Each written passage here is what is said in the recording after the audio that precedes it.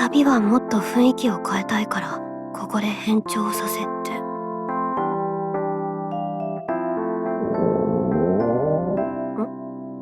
何の音？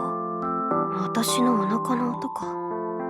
朝少し食べただけだから面倒だからいいか。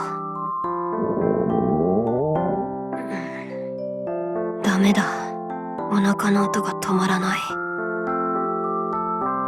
仕方ない、夕飯にしよう。